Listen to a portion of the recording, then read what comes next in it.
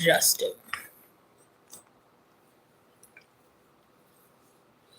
All right, so today I posted this in my YouTube post, right? That I wanted to talk about couples in my next video. So here we go. We're going to talk about relationships. We're going to talk about two people on their own individual spiritual paths coming together to share love with one another, and how we are kind of, well, not kind of, but how we are coming away from our own programming and different things that used to trigger us or keep us not, elevating when it comes to frequency, right? How we're dealing with those things separately while trying to come together with another person. And that shit can be difficult. Okay, it could be extremely difficult because especially when you're in a like twin flame relationship or relationship where you're with a sacred mirror. And for me, my belief system is that we're all sacred mirrors to each other, in different ways for different reasons. So if you're in a relationship with somebody and they are showing you or highlighting the parts of you that either you still need to work on, they're highlighting the parts of you that you either still need to work on, parts that you are still triggered by, or if you're seeing parts of yourself that you have grown from in that person. So when I think about relationships with people who are on spiritual journeys, I just think about how, in a lot of ways, yeah, it could be challenging. One of the biggest challenges I feel is communication. That's across the board. Okay. So, when you are in a relationship with somebody and you guys don't see eye to eye, right, about all the topics, about certain particular topics, if we're not communicating, if we're not communicating our boundaries, if we're not communicating our wants, our needs, and our desires in that relationship, if we're not communicating our expectation in the relationship, that is going to lead to more problems down the road. It's best. Now, again, I put this in my description. Everything that I'm saying, these are my opinions about relationships, and I'm basing it on my own journey with relationships. But what I can say is that when people try to avoid hard conversations or avoid being real about what their feelings are and how they're affected by their partner, it's only going to lead to bigger issues. And the reason why the lack of communication leads to bigger issues, which I feel like there's a million reasons that make sense of why that could happen, but also, most importantly, it means that your foundation is not true. It's not a true solid foundation because you're building it on avoidance. You're building it on tiptoeing, and still people pleasing. So if you can't express how you feel and what you need, because you feel like it's going to disrupt how your partner feels, you are people pleasing in that relationship, in my opinion, and you are tiptoeing. You are tiptoeing because you don't want to have problems in your relationship. Well, let me put this on Do Not Disturb. So let's get in the nitty gritty because I feel like this conversation makes me uncomfortable too. I'm still learning, constantly learning how to be a better partner, just like I'm constantly learning how to be the best human I can be, on this planet, in this vessel.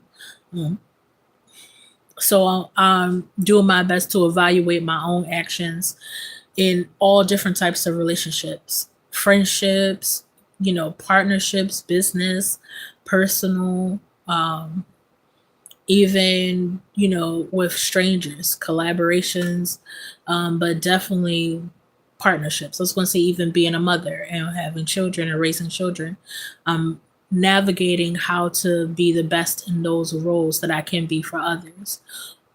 Not because I want to feel validated in being the best or have someone express to me that I am the best to them. It is strictly because part of my journey on this earth is to impact in the best way. And when I say the best way, I mean the way of love. That is the best way. So when I am intertwining my energy with anybody, any type of relationship, I want to give them the best of me, the love of me. So I find myself personally, and I feel like this live, I'm all over the place. But later, when I chop it up and stuff, I'll share clips that make sense. Because the feeling of relationships right now for me, just being completely real, it's like feels just a bit chaotic. I feel like this is a time for grounding now. And like I mentioned, foundation, like rebuilding foundation, strengthening foundation. This is the time for that right now. You may be feeling the same way. Maybe you feel like different relationships that you have, some of those connections are feeling a bit chaotic, or you're feeling like um, the flow isn't like flowing in a way that used to feel better than it does now. And I want to tell you that I don't feel like that means that there's some like tower moment about to happen. What I feel like is it's giving you the opportunity to rebuild that foundation. And it's going to be icky. You know, construction is never, it's always chaotic. When you walk past like someone building a business or a home, and you see like it's everything is everywhere, right? You got the cement materials, you got the wood, you have the bricks, and everything is being laid and is coming together, but it still looks like a complete mess. And I feel like sometimes when you're rebuilding a foundation, especially if you're gutting out the things that no longer serve your relationship and connections, if you started building it a particular way and now you got to go back down and take out some things and make them stronger, yeah, it's going to seem like a lot of chaos at first, in my opinion. But I feel like that strong foundation, once it is built, once you're building it up properly, that's going to make all the world a difference. So you're going to be able to weather the storms, because just because our foundation is great and we build a great home, and the connection is strong, doesn't mean you're not going to be faced with any storms. So it's weathering the storm. That's the important thing. Is how do you handle the conflict? How do you show up for one another when you're expressing your feelings and your emotions? So going back to communication, providing the space, whether it is going to sting or not, to hear some of the things our partners may feel. But if you're creating a space where they feel safe enough to do that, and if you are listening with your heart and not your ego or your defenses, when y'all having those tough conversations, those are the things that matter. Like just holding each other with care and truly expressing love. A lot of times I feel that we fall in love with, what we feel is a representation or an ideal of what relationships are supposed to be. And we have this person and we adore this person and we love this person and we spend time with this person, and we're building these ideas that we see or that we always wanted. And we forget that we're not in a relationship with the idea. We are in the relationship with a person, a human being with flaws and all, who is growing and constantly changing. So we can't expect everything to always feel the same as it was or when we first met, because we're constantly changing. How can anything ever stay the same if we don't stay the same? We change every day, every moment, every second. We are a different us than we were a second ago.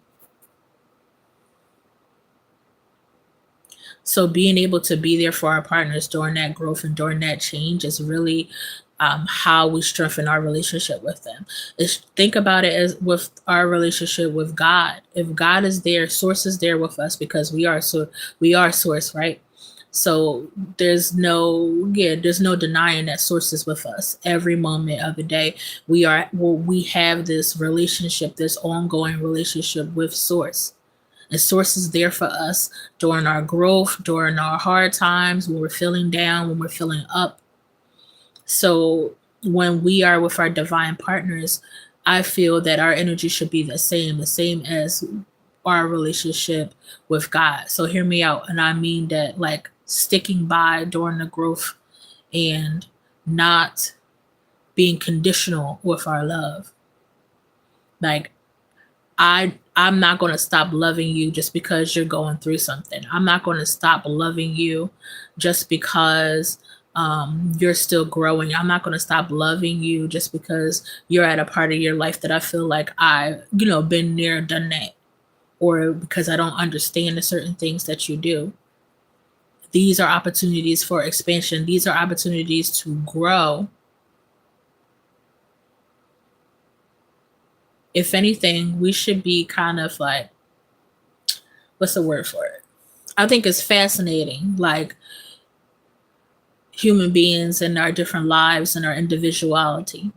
So I wouldn't want to be with somebody who's completely perfect or does everything that I like fantasize about, a relationship.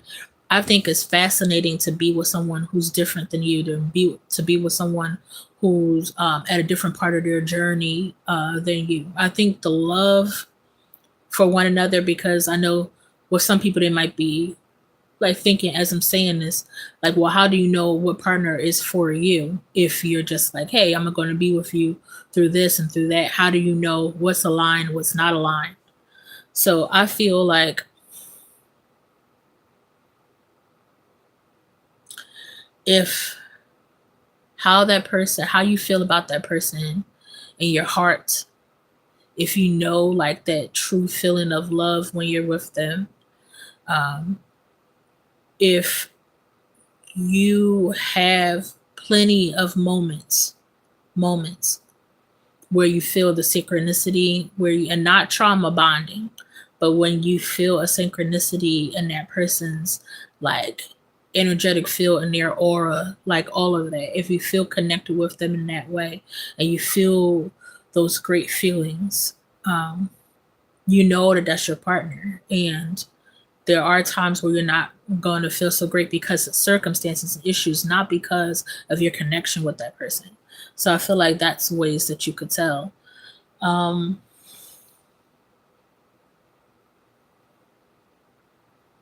Ways that you can tell that your whole life is changing when you're with them.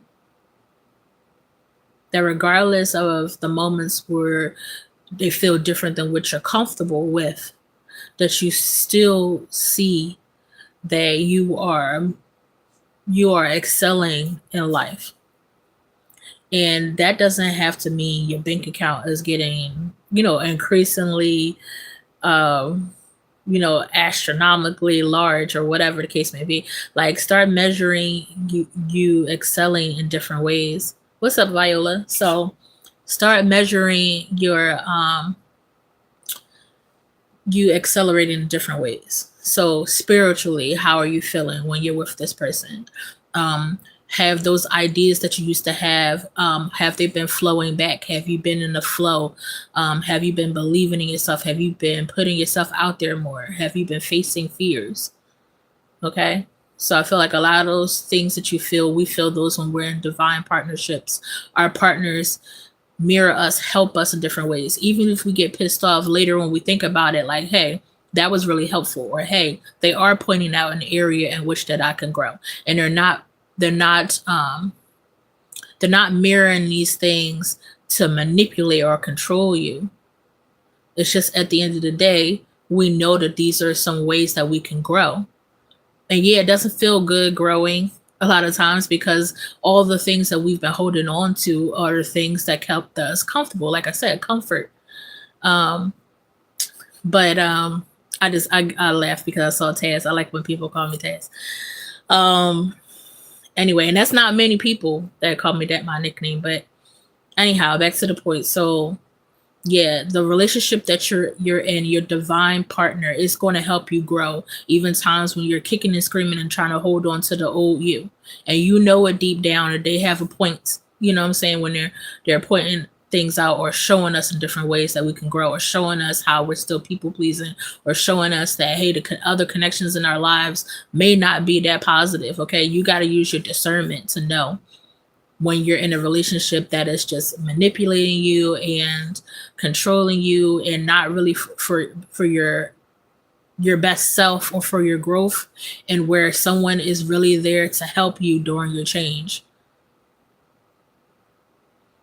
And sometimes we don't like that. Yeah, we don't like being shown our pain points or seeing where we can grow. So we combat that at times. But communication, I just want to go back to communication. So we're talking about growth, but without proper communication, your growth in your relationship as a couple is definitely going to suffer if you cannot communicate honestly and openly, even when it's hard.